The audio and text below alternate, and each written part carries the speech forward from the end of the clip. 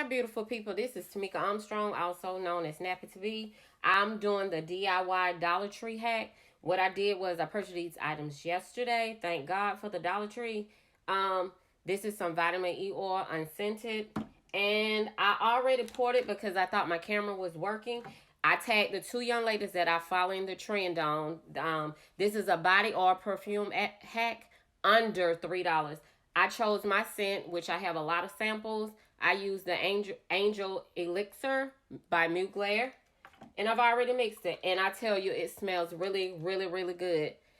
Uh, Perfume body oil hack under $3, courtesy of the Dollar Tree, using their products.